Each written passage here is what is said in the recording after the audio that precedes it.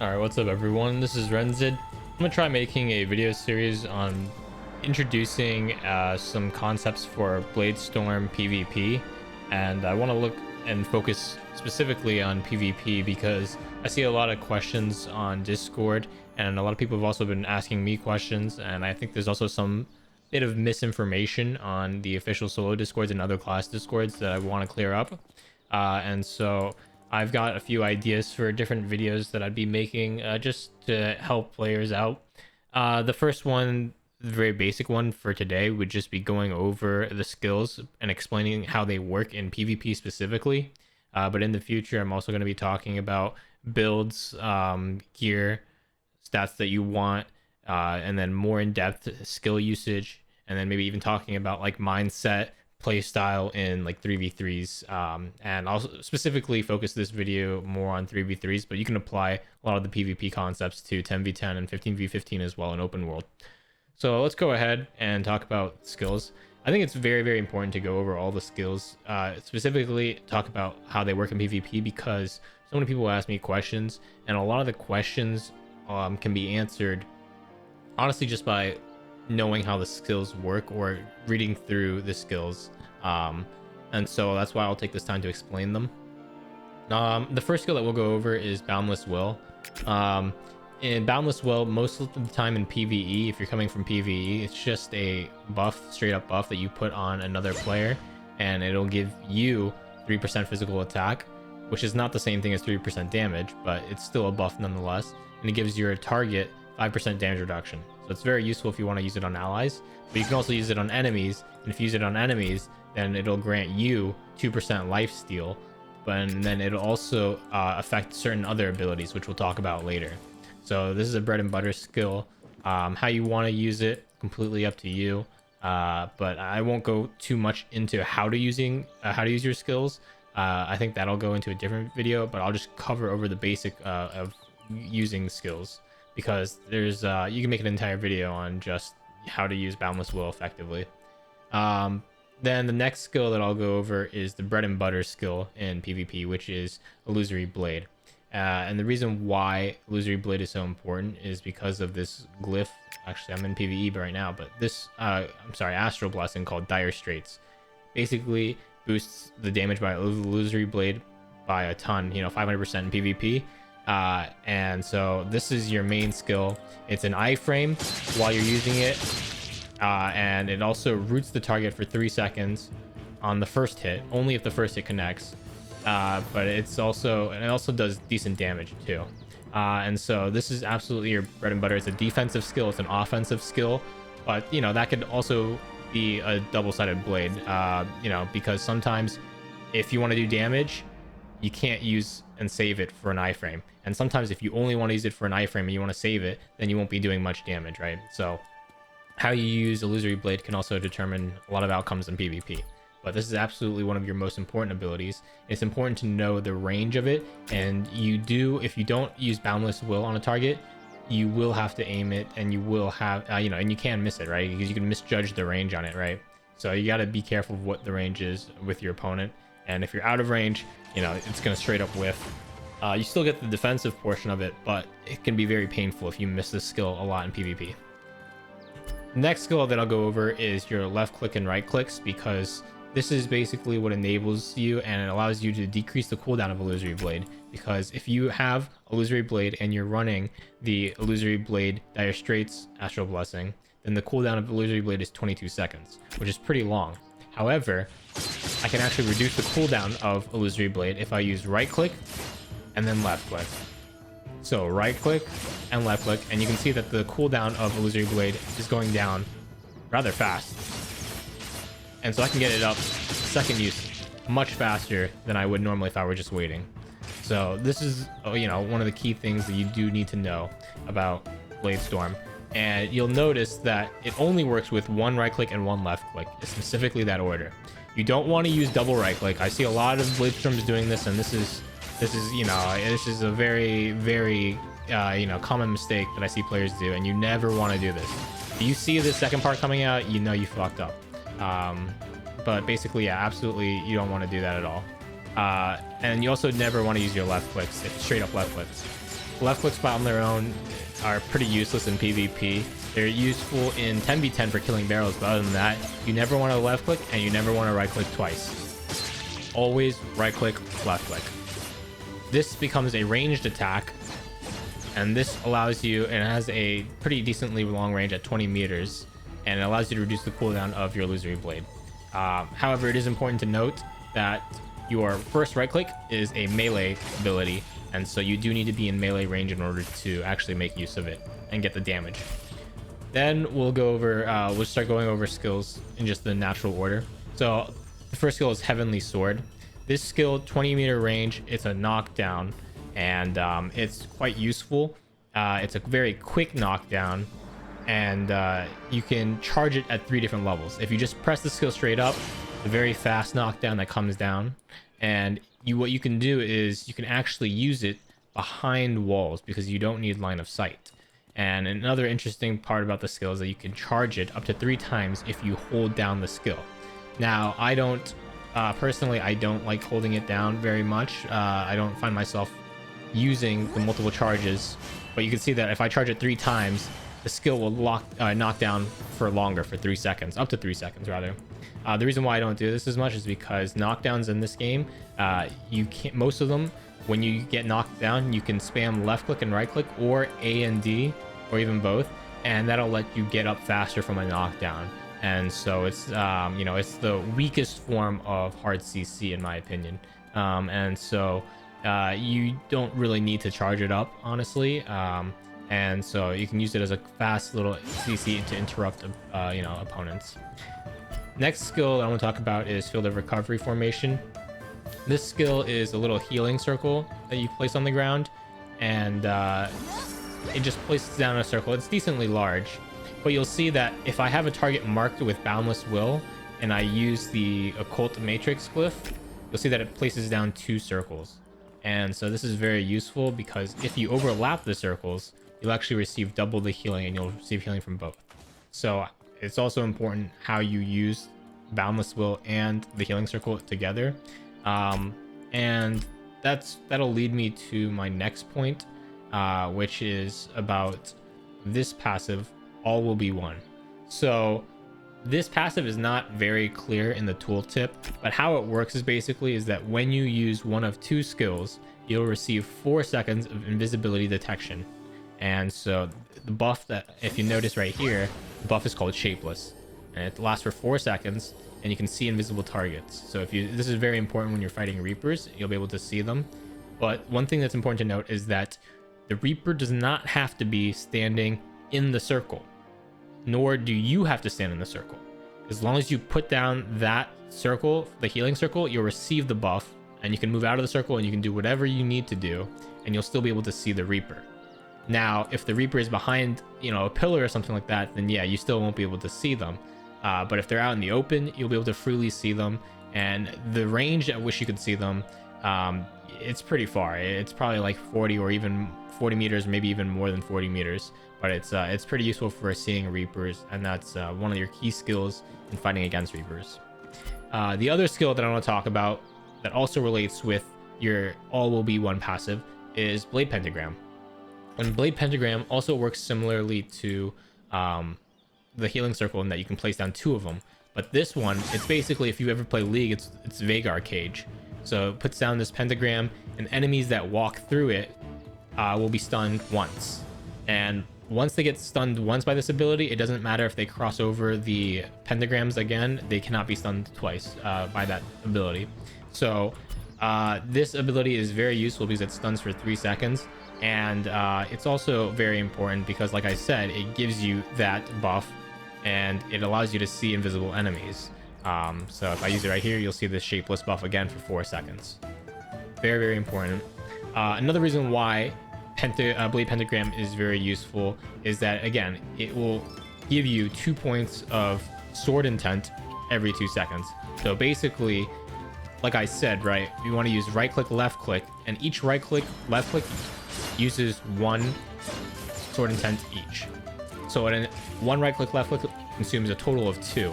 And if you place down the Blade Pentagram, you can see that my sword intent goes up very, very fast.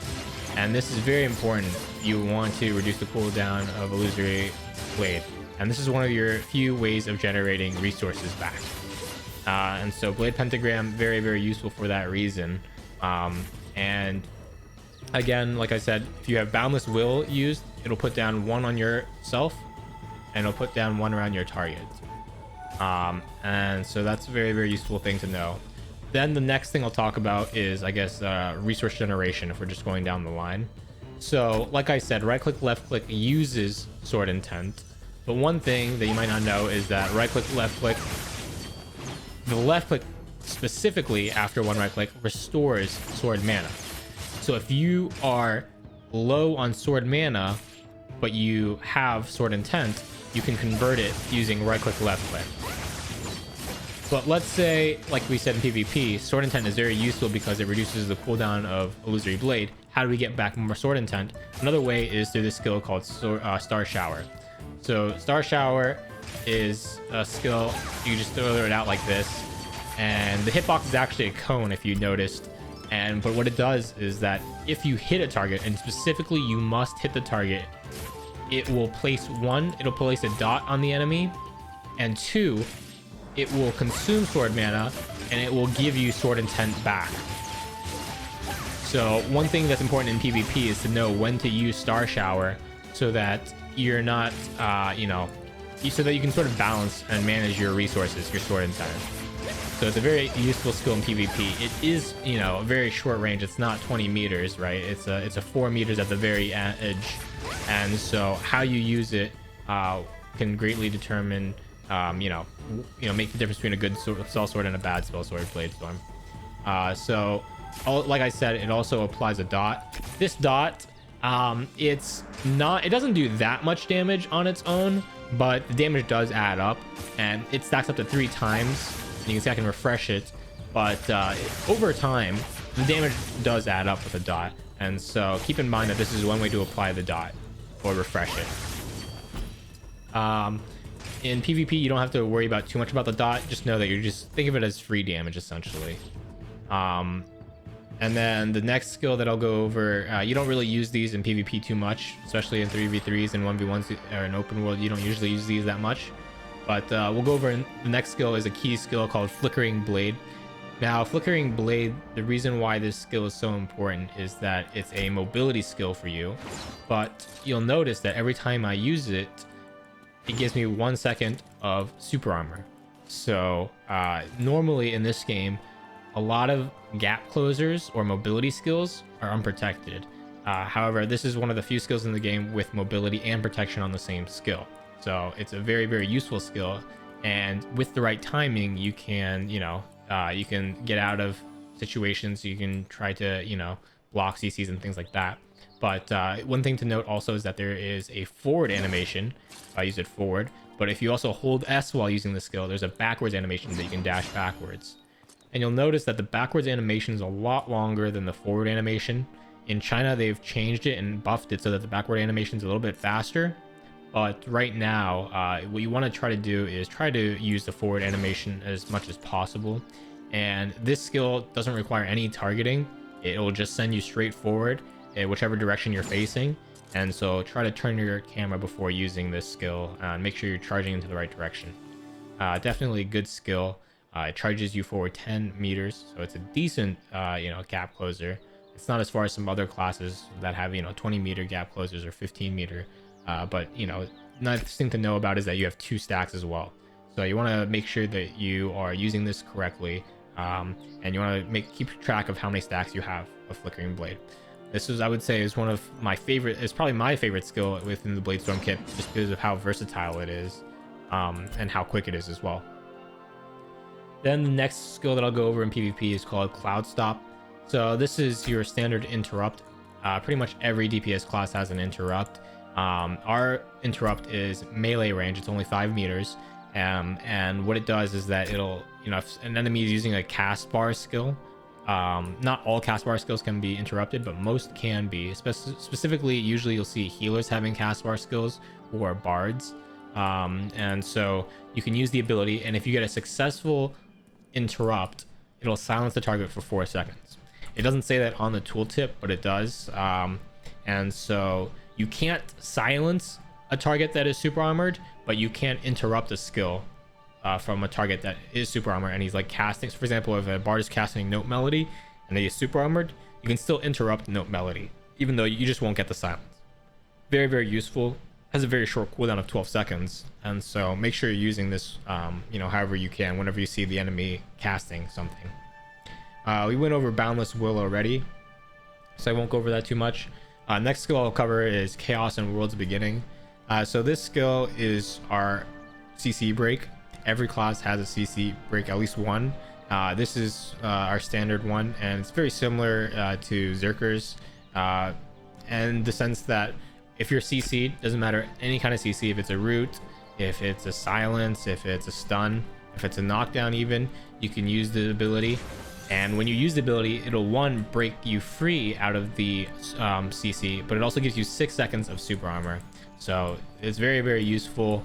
If you're getting pressured, you can go ahead, you can pop it. So also if you're afraid of getting interrupted or something, if you're trying to escape, can pop it. There's a lot of different uses for it. I won't go too much into detail, but it's very important to know it's a 45-second cooldown, which is in general relatively shorter compared to, I know Zerker's is, I believe, is a 60-second cooldown, but it's also important to know that you only have one charge of the skill as a bladestorm, and so how you use it is very, very important, and you don't want to use this ability too quickly or too late, and so with experience you'll figure that out.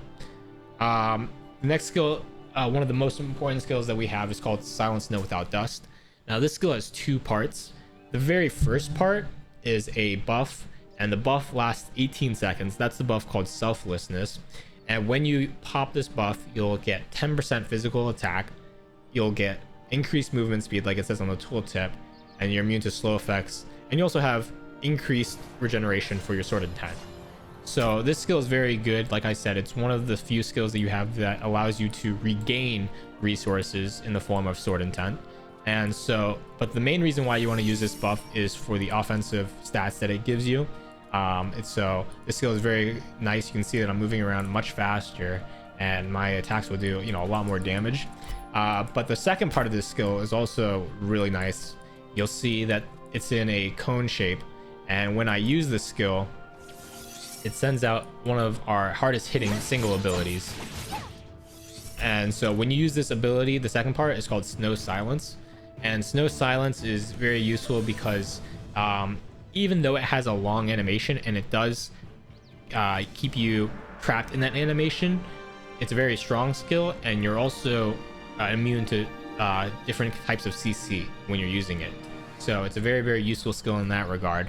And another important point to note is that it has a 40% healing reduction on the enemy, and so especially against healers, or if somebody's low and you're afraid that they're going to get healing, this skill is very, very important to use.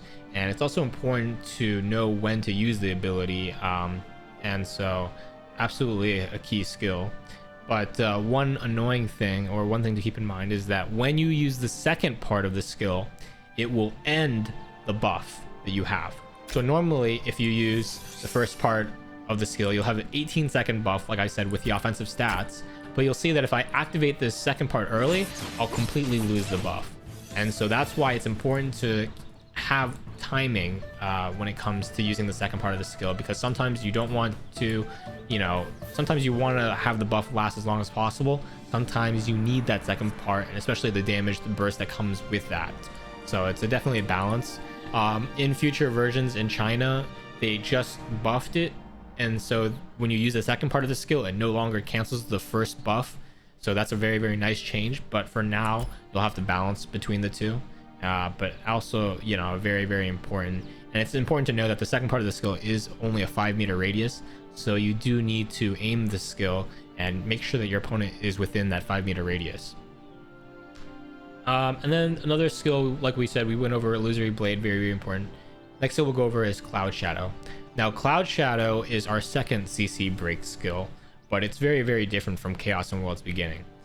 Cloud Shadow, one, it has a shorter cooldown, but the other part, and the special effect that it gives you, so for example, if I were CC'd and I use Cloud Shadow, it immediately breaks from the CC. Again, it can be stuns, knockdowns, silences, roots, slows, whatever, you name it.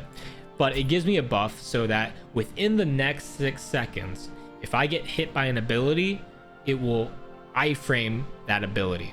But it's important to know that it doesn't iframe the entire ability, it just iframes that first hit.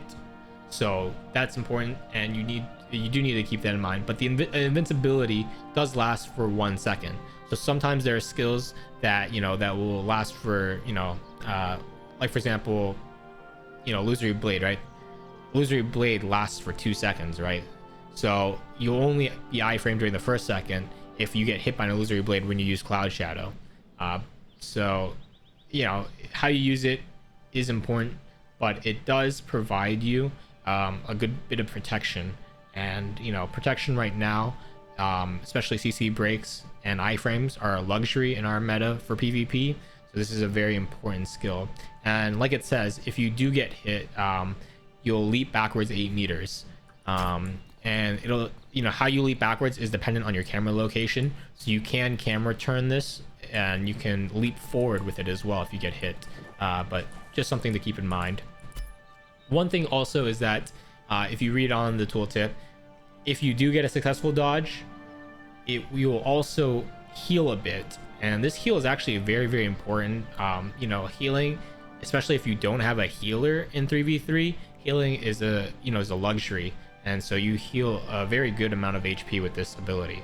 And like it says as well, if you do get hit by an ability after you use this skill, you'll also receive an additional 3 seconds of CC immunity.